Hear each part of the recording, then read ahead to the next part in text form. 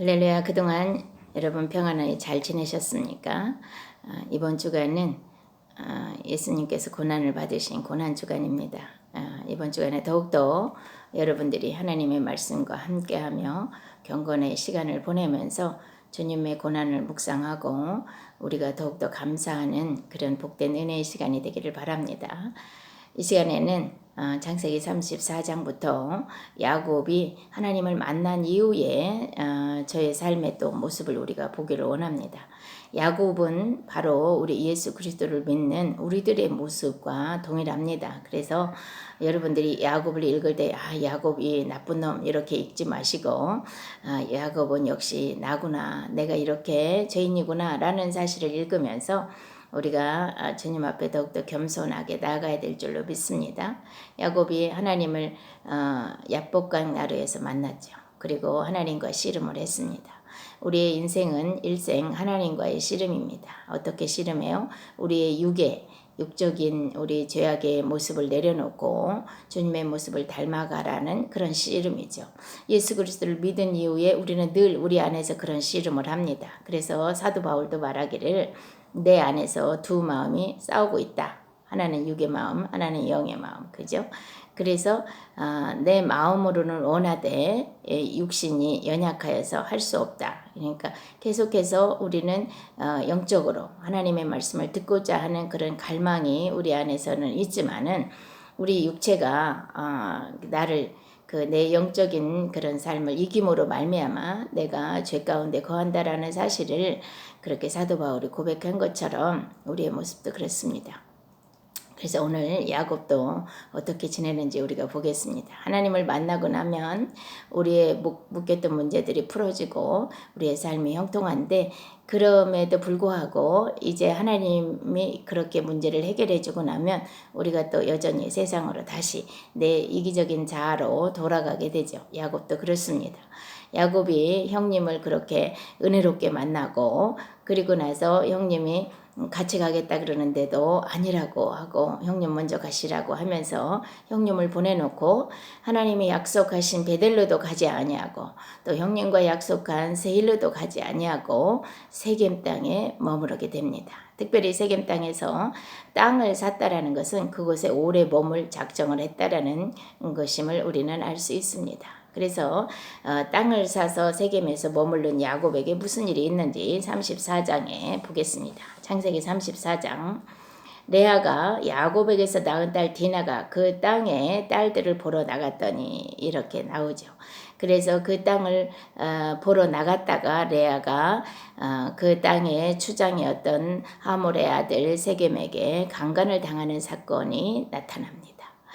자, 야곱은 그 소식을 들었지만 자기 아들들이 돌아올 때까지 잠잠했다 했습니다.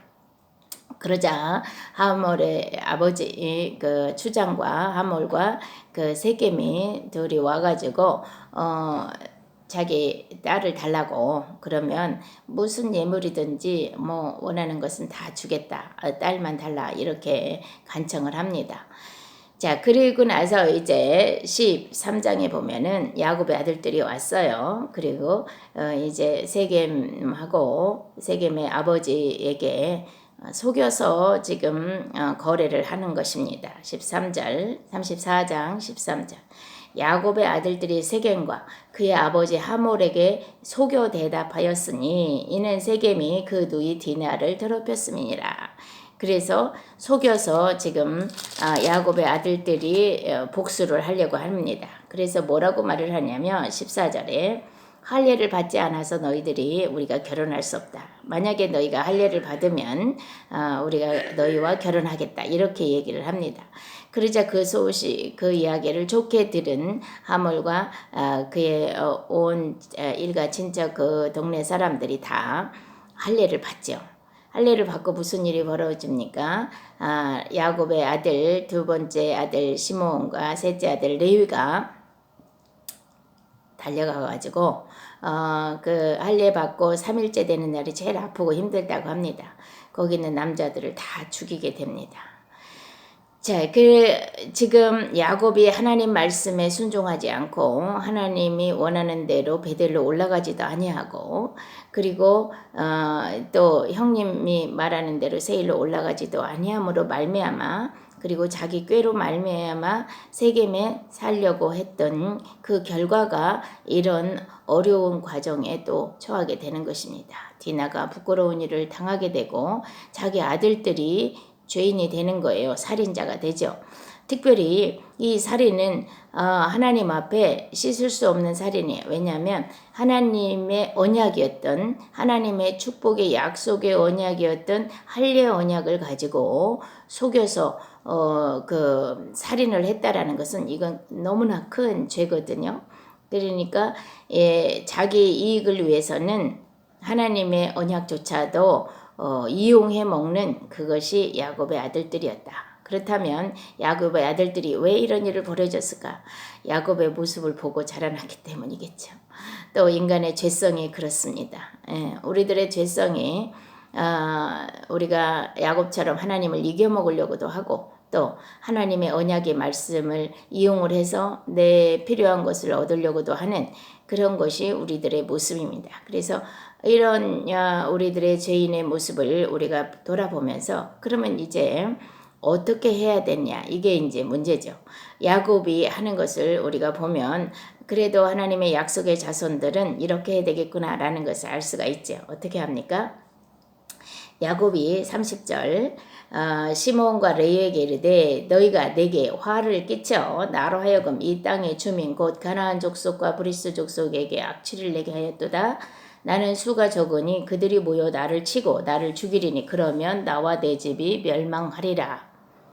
자, 이 지금 시므온과 레위로 말미암아 그 하몰과 그 가족을 다 죽여버리고 그 친척들을 다 죽여버리자 야곱은 두려워졌습니다. 왜냐하면 그 땅의 사람들이 그 소식을 듣고 자기를 치면 어떻게 하냐라는 두려움을 가지고 이렇게 말을 하죠. 그랬더니 그 시므온과 레위가 자기의 정당성을 얘기를 합니다. 우리 누이를 창녀같이 대우했기 때문에 우리가 그럴 수밖에 없었습니다. 라고 말을 하죠. 그러자 이제 창세기 35장에 하나님이 드디어 나타나십니다. 어떻게 할 것을 지시하시죠. 하나님이 야곱에게 이르되 일어나 베델로 올라가라. 이렇게 다시 한번 하나님은 야곱에게 말씀하십니다. 그러면서 거기 거주하면서 내가 내 형 에서의 낯을 피하여 도망하던 때에 내게 나타났던 하나님께 거기서 제단을 쌓아라. 이제 약속하신 그 하나님 앞에 가서 하나님을 다시 배웠고 제단을 쌓고 예배하라 라고 하나님이 지금 야곱에게 말씀을 하십니다. 그러자 야곱이 그 하나님의 말씀을 듣고 어떻게 하냐면 35장 2절에 야곱이 이에 자기 집안 사람과 자기와 함께한 모든 자에게 이르되 너희 중에 있는 이방 신상들을 버리고 자신을 정결케 하고 너희들의 의복을 바꾸어 입으라. 우리가 일어나 베델로 올라가자. 내 환난 날에 내게 응답하시며 내가 가는 길에서 나와 함께 하신 하나님께 내가 거기서 제단을 쌓으려 하노라. 이렇게 얘기를 하죠. 그렇습니다. 우리가 환난을 당하고 문제를 생겼을 때 해결할 수 없을 때 우리가 이렇게 야곱처럼 하나님 앞에 고백을 하면서 하나님이 약속하신 말씀대로 하나님께 예배하러 가겠습니다. 그리고 또 가기 전에 무엇을 하느냐? 우리가 정결케 되어야 되겠죠. 지금 야곱의 가족들이 이방 신상을 몸에 지니고 있습니다. 특별히 라헬이 야곱이 사랑했던 라헬이 무엇을 갖고 있었습니까? 자기 아버지의 야곱의 외삼촌인 라반의 드라빔을 훔쳐왔잖아요. 그것이 가족 우상입니다. 그 가족 우상을 가지고 있었고 또 다른 형제들도 또 다른 자녀들도 그런 이방 우상을 갖고 있었을지 모릅니다. 또한 세겜에 머물렀었기 때문에 세겜의 신들을 갖고 있었을지도 모르죠. 그러자 야곱이 그렇게 말을 합니다. 이제부터 너희가 갖고 있는 모든 이방 신상을 버려라. 그리고 너희들을 의복도 바꿔 입고 정결케 해라. 의복을 바꿔 입는다는 것은 내 삶을 바꾼다라는 그런 의미가 있습니다. 그래서 죄인의 삶을 바꾸고 거룩하고 정결한 그런 삶으로 살아가겠다라는 고백이죠. 그래서 야곱과 모든 가족들이 이방 신상을 다 내놓고 어떻게 하냐면 4절에 보니까 세겜 근처 상수리 나무 아래 다 묻었다 그랬습니다. 그리고 5절에 그들이 떠났으니 하나님이 사명 거울들로 크게 두려워하게 하셨으므로 야곱의 아들들을 추격하는 자가 없었더라.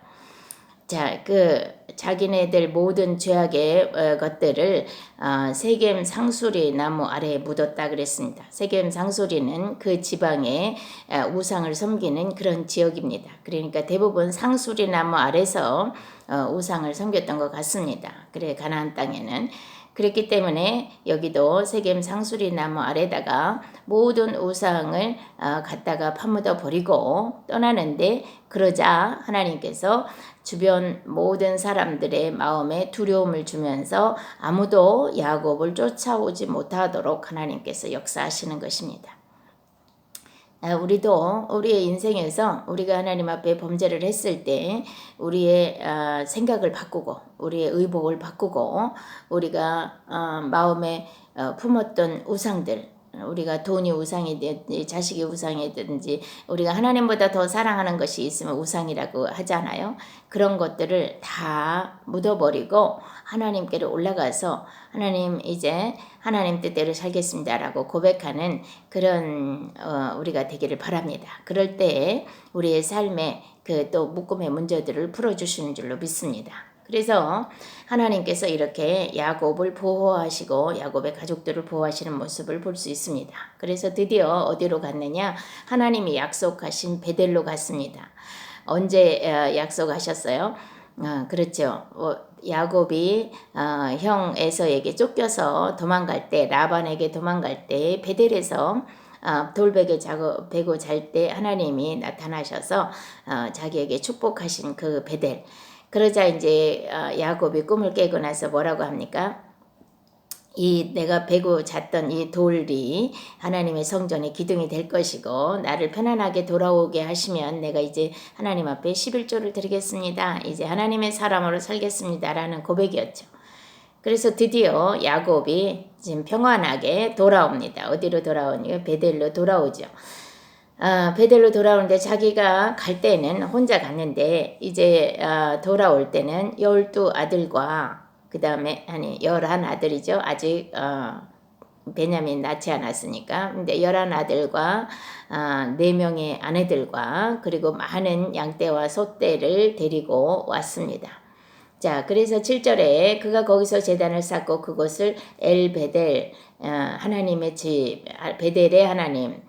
베델이 원래 하나님의 집이잖아요. 하나님의 집에 계시는 하나님이라고 불렀으며 이는 그의 형의 낯을 피할 때 하나님이 거기서 그에게 나타나셨습니다. 이렇게 얘기를 하고 자 베델에서 하나님을 만나 예배를 드렸습니다. 그럴 때 8절에 보면 리브가의 유모 드보라가 죽음에 그를 베델 아래에 있는 상수리 나무 밑에 장사하고 그 나무 이름을 알론 바굿이라고 불렀더라. 그래서 드보라가 여기서 죽고 그 다음에 9절에 보면은 야곱이 밧단 아람에서부터 돌아오매 그러니까 이제 베델에 돌아왔더니 누가 나타나셨어요? 하나님이 나타났어요. 하나님이 다시 야곱에게 나타나사 그에게 복을 주시고 하나님이 그에게 이르시되 내 이름이 야곱이지만은 내 이름을 다시는 야곱이라 부르지 않겠고 이스라엘이 내 이름이 되리라 하시고 그가 그의 이름을 이스라엘이라 부르시고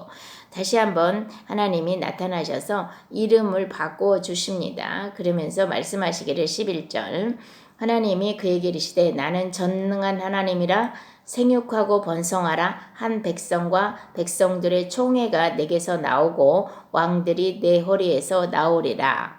이게 이제 하나님이 창세기 1장 26절부터 28절에 축복하신 내용과 동일하게 생육하고 번성하는 축복을 주시면서 그러면서 이제 예수 그리스도의 계보로 올 그 통로가 야곱의 후손들을 통해서 이어질 것이며 그때에 야곱의 후손들 중에서 왕들이 나오고 내 허리에 왕들이 네 후손에게서 나올 것이다. 이렇게 말씀하시죠. 그 다음에 12절 내가 아브라함과 이삭에게 준 땅을 내게 주고 내가 내 후손에게도 그 땅을 주리라. 아브라함과 이삭에게 약속의 땅을 주시마 하셨잖아요. 그래서 그 땅을 주시겠다고 다시 약속을 하십니다. 이것은 하나님이 그러니까 이 약속은요 야곱이 한 것이 아니고 하나님이 하신 것이에요.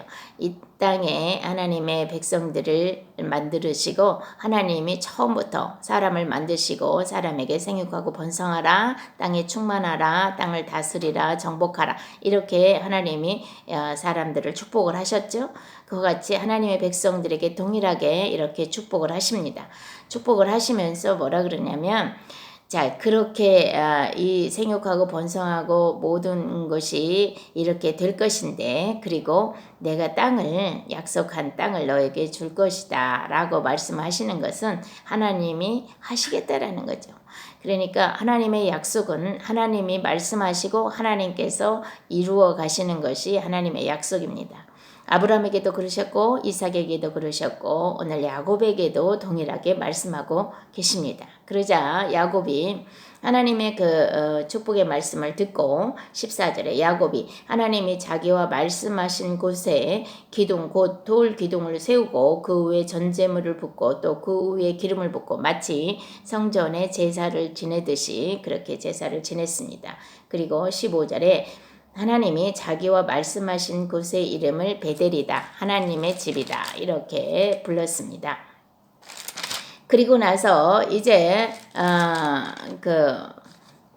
16절부터는 라헬이 죽는 장면이 나옵니다. 16절 그들이 베델에서 길을 떠나 에브라스에 이르기까지 얼마간 거리를 둔 곳에 라헬이 해산하게 되어 심히 고생하여 그가 난산하였다 그랬습니다. 그래가지고 아들을 낳았는데 곧 죽게 된 거예요. 그러자 혼이 떠나려 할 때 아들의 이름을 베논이다. 그래서 베논이라는 것은 슬픔의 아들이다. 왜 자기가 죽잖아요. 그러니까 슬픔의 아들이다라고 불렀으나 그의 아버지 야곱이 그의 이름을 베냐민이르다. 그래서 오른손의 아들이다. 이렇게 이름을 바꾸어 줍니다.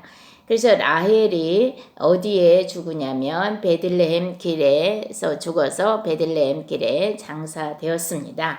그래서 야곱이 라헬의 묘에 비석을 세워서 지금까지 라헬의 묘가 있고 지금은 그곳에 기념교회가 라헬이 죽은 기념교회가 그곳에 있습니다.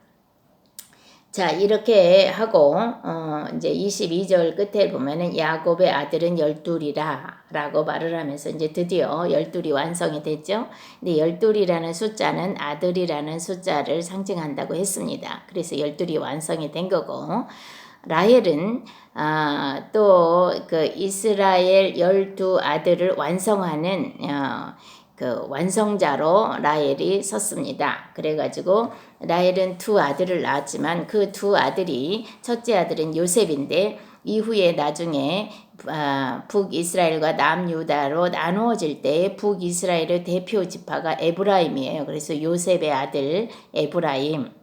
그리고 남유다에는 유다 지파와 베냐민 지파가 있습니다. 그래서 사실은 라헬이 낳은 아들 두 아들이 남북 왕조 결국 이스라엘 전체 민족 그래서 이스라엘의 어머니다라고 말을 하고 있습니다. 그래가지고 라헬이 이스라엘의 어머니로 있지만 이것이 마태복음 2장으로 가면 예수님이 탄생하시는 그곳에 예수님이 탄생하셨다라는 소리를 듣고 그 유대인의 왕으로 오실 메시아가 왔다. 그래서 동방 박사들의 말을 듣고 헤롯이 어떻게 합니까? 이제 나에게도 얘기하라 내가 가서 경배하겠다 그랬는데 하나님이 동방 박사들에게 가지 마라 라고 말씀하심으로 다른 길로 가서 자기에게 찾아오지 않자 헤롯이 두려움으로 물어봤어요. 어디에서 왕이 나겠느냐 그랬더니 유대 땅 베들레헴입니다. 그래서 미가서의 말씀대로 그렇게 이야기를 하자 헤롯이 베들레헴에서 예수님이 난 때를 기준으로 해서 2살 미만의 아들들을 전부 다 죽이게 되죠. 하나님은 그 사실을 알고 헤롯이 예수님을 죽이지 못하도록 애굽으로 피신을 시킵니다. 이렇게 해서 결국 이제 그 라헬의 아들이었던 두 아들이 이렇게 북이스라엘과 남유다를 통치를 했었지만 예수님의 오시는 길에 그 많은 백성들을 죽인 것에 마태복음 2장에 라헬이 슬퍼했다라고 이야기하고 있습니다. 그 얘기는 뭐냐면 라헬이 슬퍼하면서 자식이 없어 울었다라는 것은 예레미야서를 거기를 예를 들어서 얘기를 했는데 예레미야서에는 뭐냐면 예레미야 때는 북이스라엘과 남유다가 완전히 멸망하는 그래서 이미 북이스라엘은 멸망했고 남유다도 멸망해서 바벨론 포로로 가는 시점에 예레미야가 그렇게 한탄을 하고 울었던 이야기를